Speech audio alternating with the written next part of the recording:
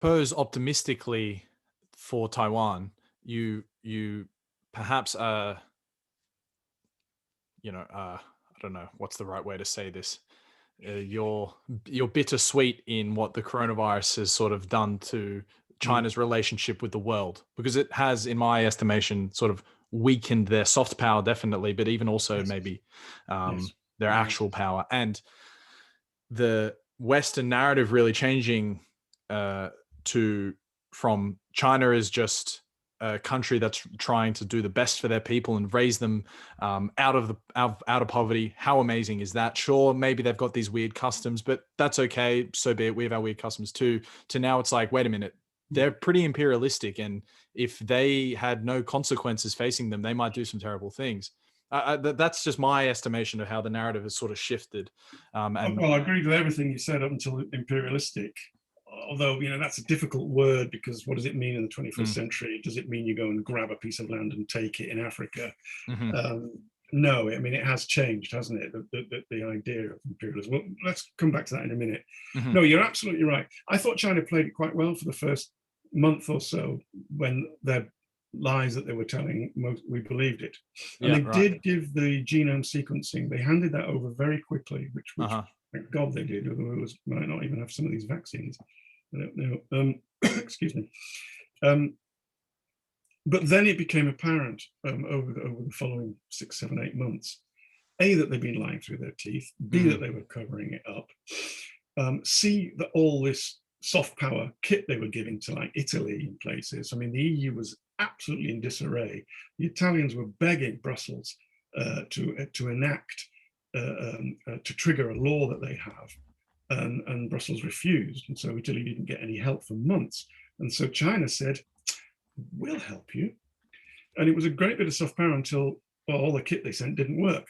Same with the kit they sent to the Is that a Brits fact? didn't I work. didn't see that. Yeah. I thought they were Well, it just happened like, over. I mean, look, some of it did, and some of it was done perhaps for genuine altruistic reasons, but a mm, lot of it was simply soft power. And then sure. if you're gonna do soft power, get it right. They didn't. Yeah. They got it wrong, because half the kit didn't work. And so a lot of people said, ah. And then across the year, you saw them also using the COVID crisis as cover. The incident with India, where dozens of Indian troops were killed, Mm, and in fact, quite a few Chinese troops were killed in hand-to-hand fighting, which you kind of think is guns and bayonets. No, it was fists and clubs on the unreal, eh? border. Yeah. Dozens died on each side, in a mass brawl. But this is because the Chinese had moved across the demarcation line, but they were using, the world's attention was elsewhere. Hmm. They sank a fishing vessel, I think it was, it doesn't really matter, except to the people on it. But they Yeah. sank that. They sailed a carrier group right around Taiwan. I think it was the first. They did a whole bunch of stuff, Uh-huh. The knowing that Uyghurs. everyone else was busy. And then there was the sanctions against Australia for Yeah. daring to say that the Chinese had done X, Y, and Z with Mm, COVID. mm, And then suddenly you get I think it was the barley, the wheat, all these sanctions piled in on Australia. And what happened across the globe is that people started to pay more attention to China and what it's mhm, doing and its soft power. And there's been a flurry of stories over here in the past 6 months about their inroads into our universities. mhm. Uh, Huawei, the 5G phone company, initially we said we would accept them, and now we've reversed it, and that's Have you? happened Okay. elsewhere as Nice. well. So a whole bunch of stuff in the past 6 months. A lot of people have woken up to how China is trying to dominate the world. They're not blaming the Chinese for it. Every great power tries to dominate the world, which brings us briefly back to imperialism. Yeah.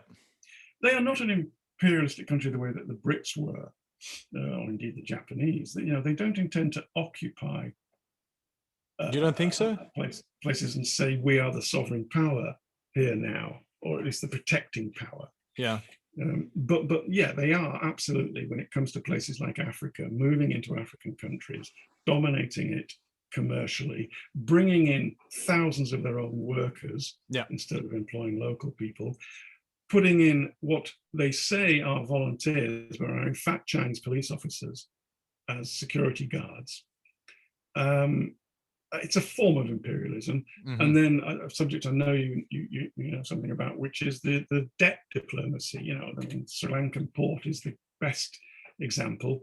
Yes, certainly we will lend you all this money to build the port, and knowing full well you can't pay it back. Exactly, and when you can't pay it back, nice so it's port, ours. have it. Yeah. You know, they're doing it. It's not, you know, they're doing it. Look, the Brits did things like that as well. I'm not saying they're inherently evil or anything, but they are behaving in this manner. Mm-hmm. What makes it evil, right? Or just what separates it from maybe the way people think about how the Brits did it, or the French, or even the Americans in Latin America? Like I think what separates it is the fact that we have a bit of an insight into the Chinese culture. Matthew Tai runs this fantastic YouTube channel, and he's an American who lived in China for a very long time and sort of got chased out of there a while ago. But he has Matthew Tai, Tye, last name. Oh, yes, I have heard him. Yeah, he should be coming on the podcast soon. So it will be good to talk to him about exclusively this. But it's like a look into China's culture, right? The sort of decimation of the actual ethnic minorities that live in the country, and the actual microcultures that live in the country. The fact that education is, I mean, it's a completely authoritarian state, right? Yes. China thinks of people as Chinese or foreign, right? You know, you could be Vietnamese and walk into China, and Australian and walk into China, but we're both foreigners. There is a racism to that, because there is also the China is a superior culture narrative. And so anyway, that's a bit of preamble to say that because we sort of know these things about China, there is a different paint with which these debt trap diplomacies are brushed. For example, in Africa, if the United States was financing the Grand Ethiopian Renaissance Dam, I'd feel very differently about it than the fact that the Chinese are financing it, as at one example. What do you make of that? I find it problematic, to use the modern word, because I know where you're coming from. China is not doing what it's doing around the world for everyone else's benefit. Far from it. But it is behaving in a way that we used to behave, perhaps some elements of it we still do. You know, but British imperialism had incredibly dark moments. You know, the massacre at Amritsar,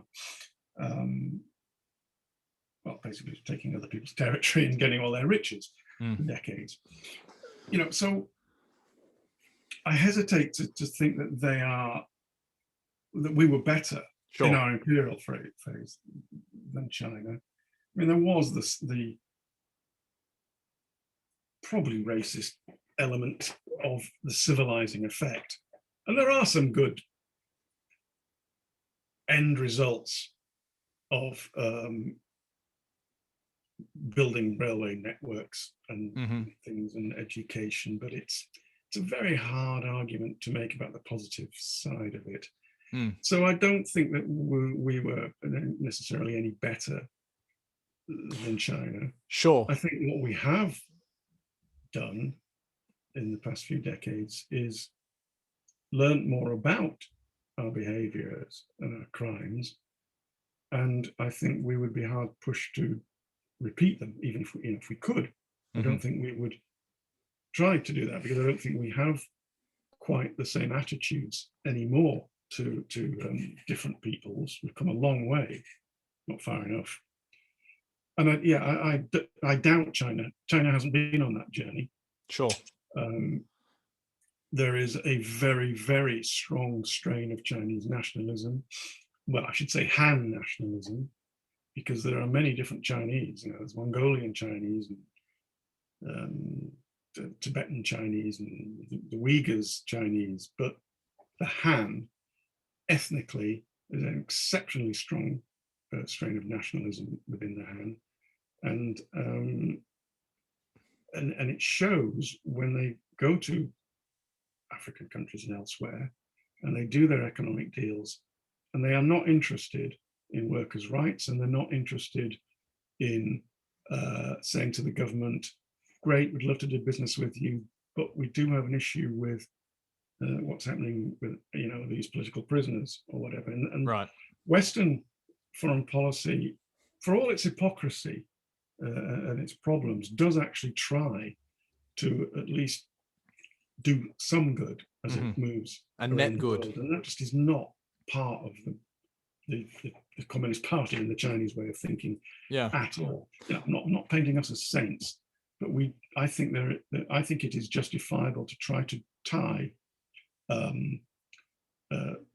international trade with human rights, and that is just simply not on their radar.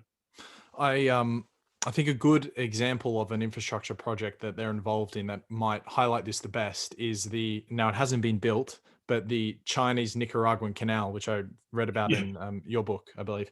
So this is objectively a atrocious thing to do to the environment. You know, you just cut a half pipe through some of the thickest jungle in the world, right? It's connect a hot and a cold ocean into a freshwater lake. It's disaster on every single level, and but there's economic upside for doing it, right? So if we look at it through the British lens or the Chinese lens, which I don't think we necessarily have to, but just if you did for the sake of argument,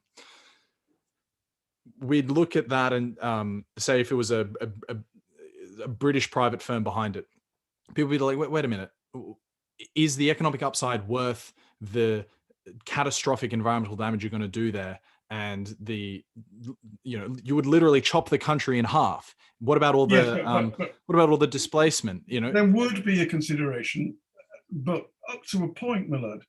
You know, our companies are also, you know, I mean, British Petroleum, for all the greening that it's doing, is still also doing all sorts of things. And the French are in Niger because they need the uranium, the green yellowcake, to keep the lights on in France. And the working conditions in Niger are absolutely appalling. I think the bigger difference is that if a British company was doing something like that, let's say the canal project, which as you say is probably not going to go ahead now. They've got a few hundred meters in each side. And we got to hear about it. Our environmental movements, which are growing, would be up in arms about it. And the moral pressure would translate into political pressure on the government and on the companies. In China, forget it. They just don't have that because it's closed society.